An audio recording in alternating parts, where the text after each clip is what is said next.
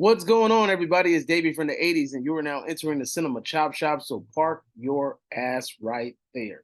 And while you're there, don't forget to hit the like, the share, the subscribe button. Also, if you check the link below, you'll see a Patreon account. If you click it, you become a member. All you got to do is try, recommend movies, music, trailers for me to react to. Just click the damn link. Now, with that being said, we're here today to make another review, a review for a Korean series. Yes, a Korean series. This Korean series goes by the name of Dun Dun, Mask Girl, right? You're like, what the fuck is a Mask Girl? I'll tell you what a Mask Girl is. Anyway, so there's this Korean series called Mask Girl.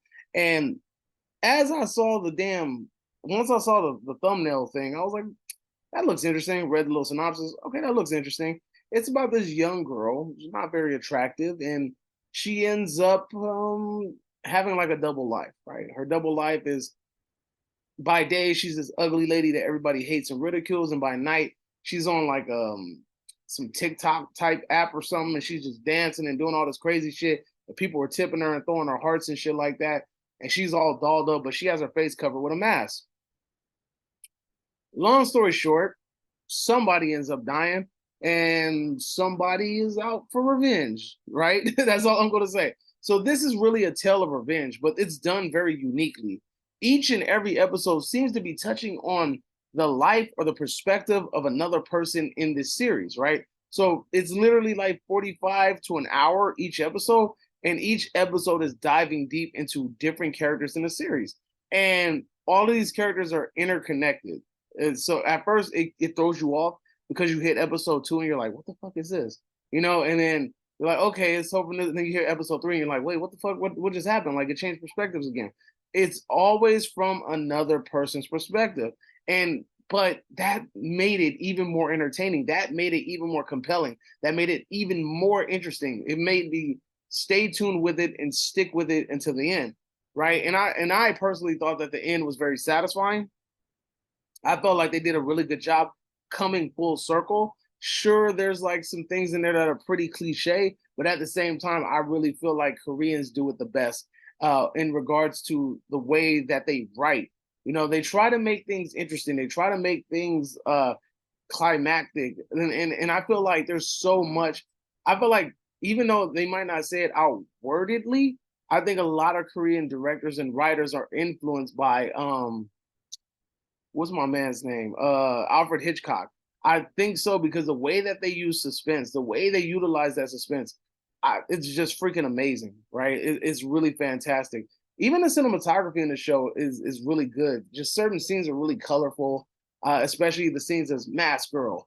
And just the character herself is really interesting. You just see some like lonely person who's never really had the world love her. Nobody in the world really loves her, and you see how she reacts to the love and attention that she gets from strangers, and how people will try to take advantage of that when they recognize it, and then how far somebody will go when they're backed into a corner. I really had a lot of fun with this show.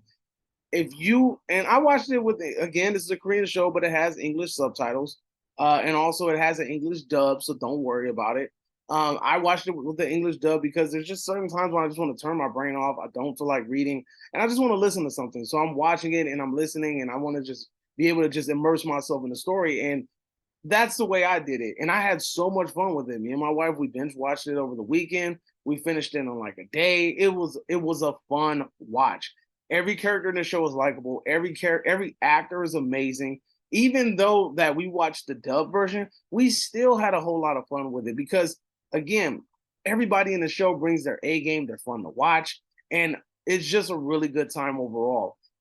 Is the show like bloody? Is it really like horror related?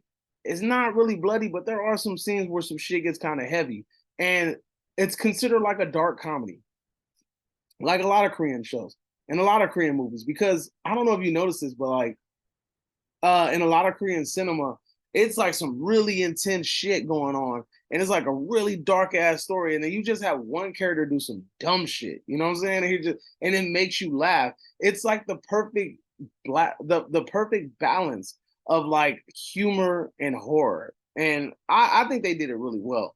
I really do. Like the scenes that are funny, They aren't over the top funny. It's not to the point where it's trying to take you out of the story or it feels like it doesn't fit. Every point that they hit with the comedic elements is right on point. It's right on angle. And it doesn't really bother you, in my opinion. But again, look, if you haven't watched this show, it's a fantastic show. I highly recommend it. It's super fun. It's fun to watch. It's definitely something that you can sit with your significant other and watch. If you like subtitles, cool. This is right up your alley. If you don't like subtitles, cool. They got the dub right for you. And like I said, I had so much fun watching the show. The characters are freaking interesting, and I would recommend this shit to everyone, especially if you're just trying to kill some time. But that's my review. Let me know if you agree or disagree, whatever the case may be. Drop it in the comment section down below. And you are now exiting the Cinema Chop Shop. Hope you guys have a magnificent day. Adios, homies.